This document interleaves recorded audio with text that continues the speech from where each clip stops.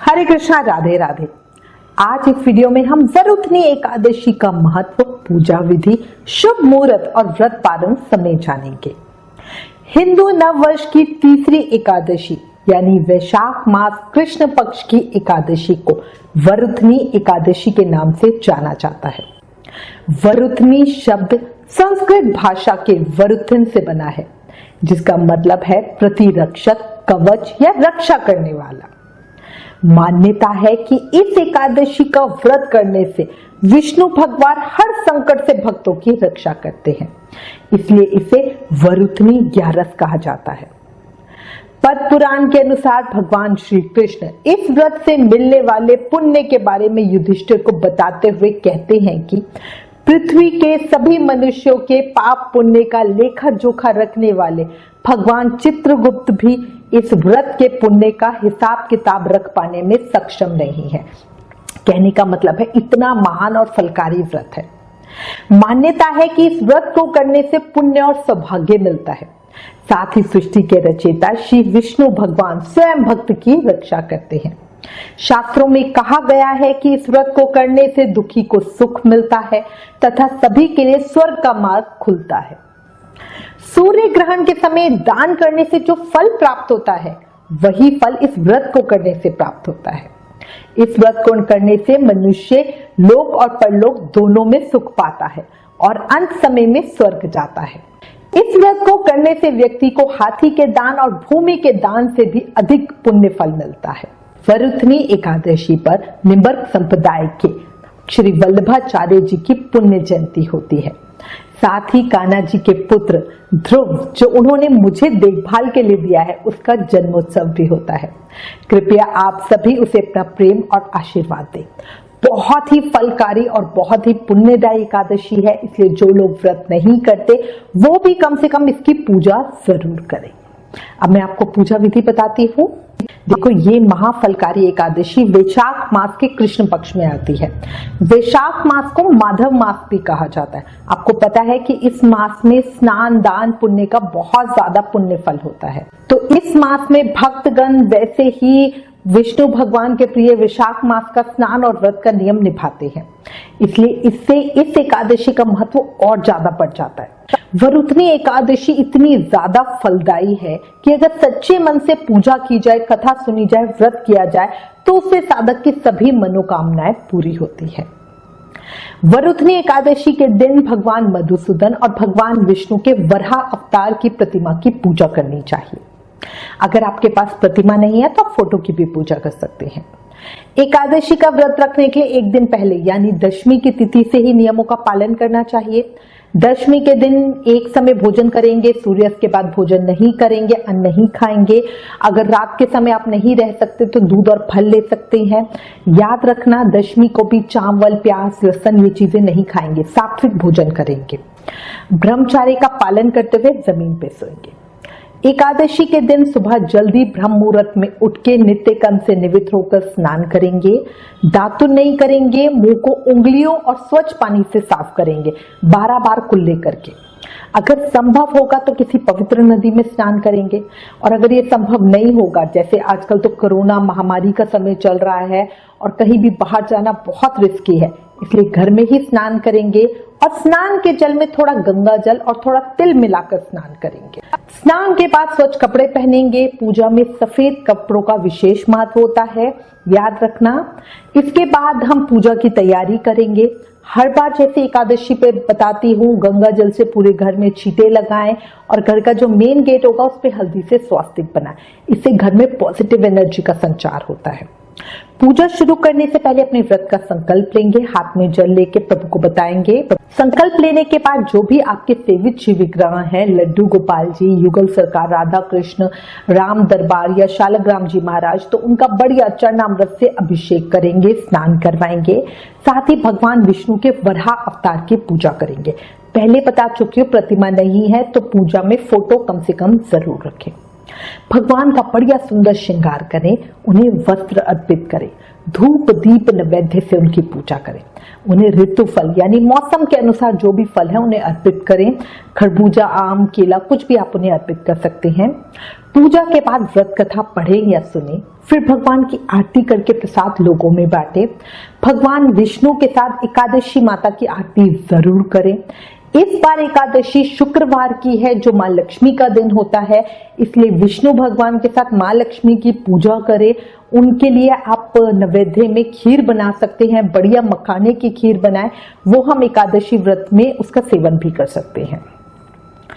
पूरा दिन भगवान के पवित्र नाम का जाप करते रहे, श्रीमद् भगवत महापुराण का पाठ करें, विष्णु सहस्त्र नाम का पाठ करें। इसके बाद घर के पास लगे किसी पूजित पीपल की पूजा करें और उसकी जड़ में कच्चा दूध चढ़ाएं, घी का दीपक लगाएं। यदि पीपल का पेड़ घर के आसपास नहीं हो तो घर पर ही तुलसी का पूजन करें और ओम नमो भगवते वासुदेवाय नमः इस मंत्र का जाप करें। याद रखना, एकादशी वाले दिन पीपल, तुलसी आदि की पूजा कर सकते हैं पर कोई भी पत्ता नहीं तोड़ सकते हैं, ठीक है। तुलसी महारानी को हम जल भी नहीं अर्पित करते, ये मानते हैं कि तुलसी महारानी का खुद का एकादशी उपवास होता है। अच्छा, एक बात मैं बताना भूल गई, वैशाख महीने में सूर्य देव को पहली किरण के साथ ही हम जल अर्पित करते हैं, तो इसलिए स्नान के बाद सबसे पहले सूर्य देव को जल अर्पित करें और उसके बाद अपनी पूजा करें। आप पूरे दिन का उपवास करेंगे, मन को भक्ति कीर्तन में लगाएंगे। अगर पूरा दिन आप निराहार रह सकते हो तो बहुत ही अच्छा है, अगर नहीं रह सकते तो शाम को एक समय फलाहार कर सकते हैं। पर याद रखना, कांसे के बर्तन में भोजन नहीं करेंगे, पान नहीं खाएंगे, ठीक है, ये बिल्कुल निषेध होता है। तेल तथा अन्न खाना भी निषेध होता है। अच्छा देखो, हम अपनी और सारी वीडियोस में बोलते हैं द्वादशी पे तेल खाना मना है, पर एकादशी पे लोग ज्यादातर क्या करते हैं, रिफाइंड में बने पूरी पराठे खाते हैं। देखो, वैसे किसी भी व्रत में हमें घी का प्रयोग करना चाहिए, पर जो लोग घी अफोर्ड नहीं कर सकते क्योंकि देसी घी बहुत महंगा आता है, वो ज्यादातर लोग हमें मैसेज करते बोलते हैं कि वो पूरी तलने में रिफाइंड का प्रयोग करते हैं, तो उन्हें भी कहूंगी स्पेशली इस वरुथनी एकादशी पर किसी भी तरह का कोई भी तेल प्रयोग ना करें। रात में भगवान के नाम का जागरण करना चाहिए। एकादशी के अगले दिन यानी कि द्वादशी को ब्राह्मण को भोजन कराएं, उन्हें दान दक्षिणा देकर व्रत का पालन करें। अब जैसे ये कोरोना काल में एक प्रश्न बहुत ज्यादा आ रहा है कि हम दान कैसे करें।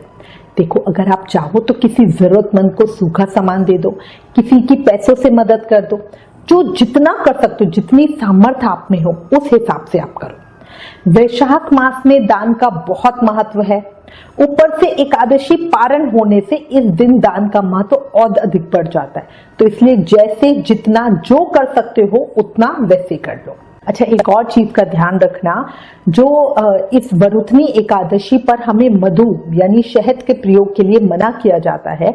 जो हम ठाकुर जी को पंचामृत स्नान कराएंगे उसमें भी शहद नहीं डालेंगे, ठीक है।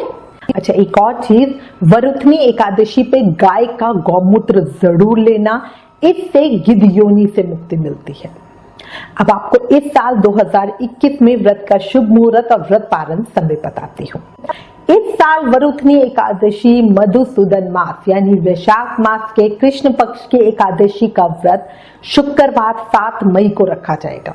सबसे पहले आपको एकादशी तिथि का समय बताती हूँ। देखो, एकादशी तिथि प्रारंभ हो रही है 6 मई को दिन में 2:10 PM पे, मतलब दोपहर में 2:10 बजे।